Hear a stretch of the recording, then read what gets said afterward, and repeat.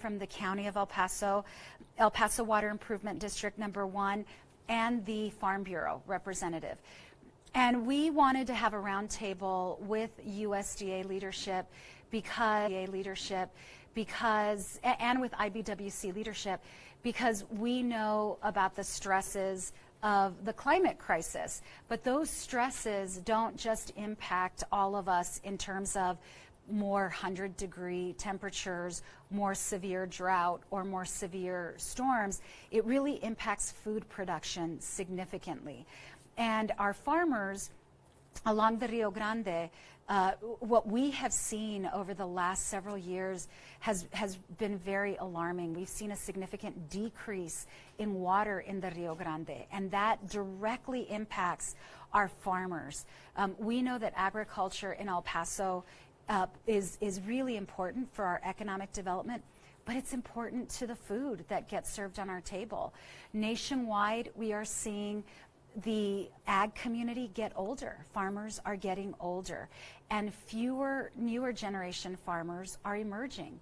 At the same time, we are seeing more urban development eating into that green space, the agricultural space. So from my perspective at the federal government level, we have to do everything possible to address drought and make sure that our farmers have the resources that they have. And as I mentioned, our USDA partners and the IBWC partners from the administration, they've been fantastic. So they came to hear from our farmers, from our agricultural community, about what the needs are on the ground here in El Paso with the Rio Grande. After that, USDA also plays a role in colonias. So we visited with Ayuda, an incredible organization in El Paso's Lower Valley, in El Paso County. And Commissioner Holguin joined us for that one as well. And our leadership from the administration was able to hear directly how the American Rescue Plan dollars are improving the lives of families in the colonias. You all know I served, before I was in Congress, I was in county government for almost a dozen years, and addressing the incredible challenge and poverty that exists in colonias was a priority for us. But county governments in Texas just don't have enough money to fully address it. And that's why when I went to Congress, I wanted to make sure that we had robust federal funding. The American Rescue Plan, once again, has really literally come to the rescue, and we were able to see how the County of El Paso is using its allocation to help address the challenges faced by colonias. And we have ended our visit here at Desert Spoon Food Hub, where we are seeing urban agriculture in action, and great leadership from a nonprofit right in the center of town. And so we went from the outskirts of town, from an actual farm, to Desert Spoon here in the middle of central El Paso, because we know that food deserts in urban areas need to be addressed, and Desert Spoon is working really hard to address that. They received a USDA grant, so we wanted to make sure that the USDA saw firsthand where the money is going, but also we want to make sure that Desert Spoon Food Hub is on the radar of USDA for future potential funding opportunities. So all of this is making sure federal dollars continue to come to El Paso and address our needs. So with that, I want to introduce our great leaders from the administration. And we'll start with Ms. Greene, since that was the first meeting of the morning. So you're going to get to juggle all these.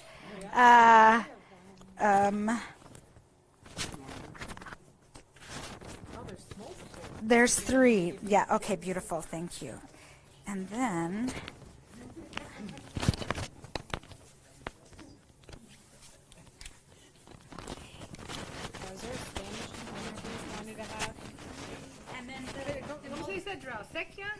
Sequia? No, not acequia. Sequia. And we'll thank you. Spanish separately because they have to look this.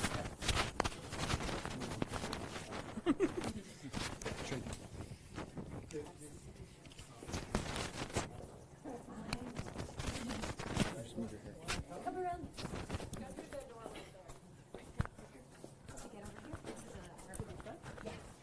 This is a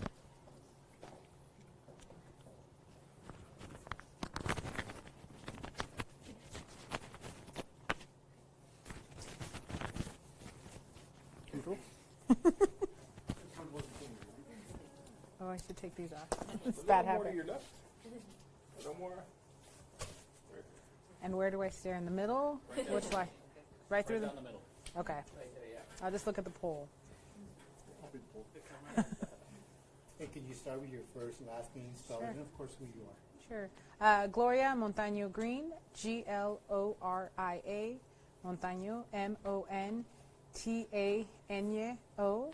Greene, Greene.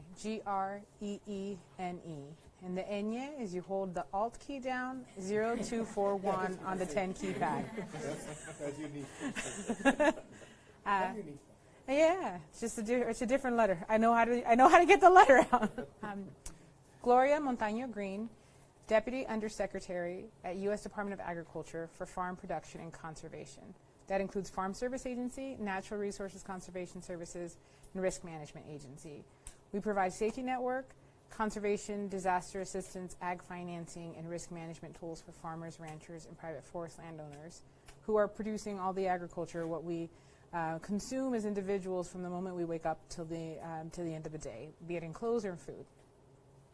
Want to first thank Congresswoman Escobar for the invitation to have USDA here today to be able to talk about what is happening in the Rio Grande Valley and the Rio Grande River and the needs for the farmers and ranchers in that area.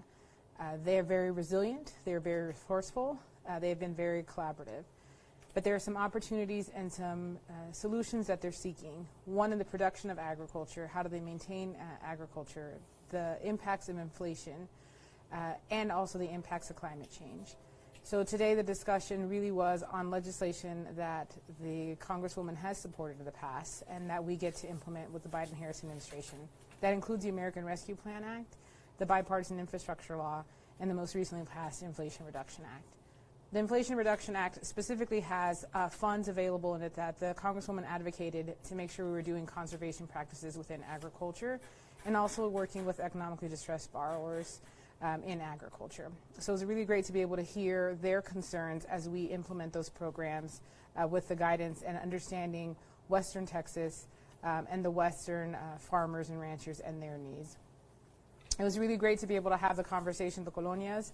As we know, food and agriculture has a commitment with community, be it in the development of their local orchard, or to be able to understand how urban agriculture, ag financing is happening with the city, and that most recently did receive some funding from the Department of Agriculture and Urban Ag Investments.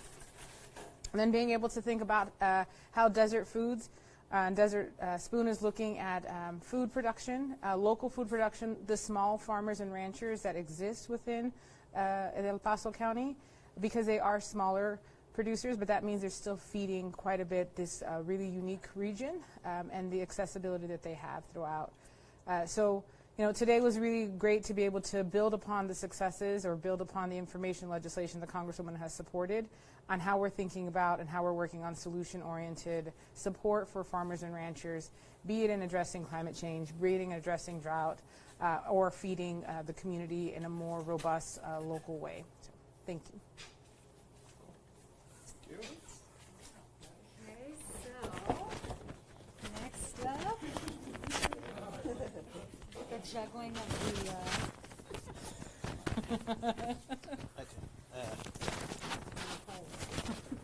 You can do it like this with yours, so it'll be a little The jacket? Yeah.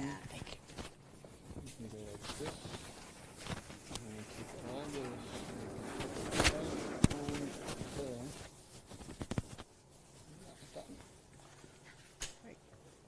A couple more steps to your left. There you go.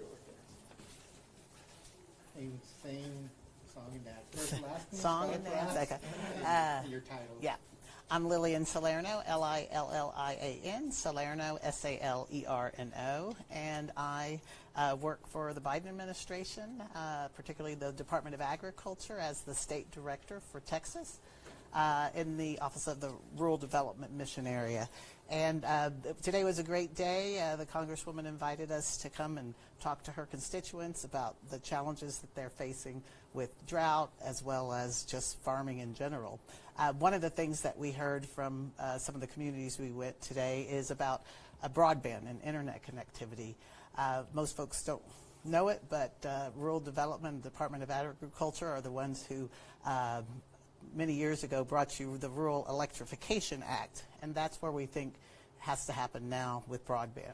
President Biden's made it a commitment to reconnect all of America, and Texas has suffered because of its inability to be connected, especially in the rural parts of the state.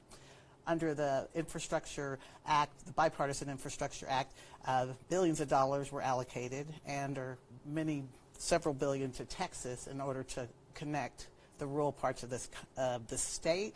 And what we know from small farmers, big farmers, is that certainly in this part of a vast region, that connectivity is a real issue, and that really affects farmers and their ability to feed Texans and the rest of the country.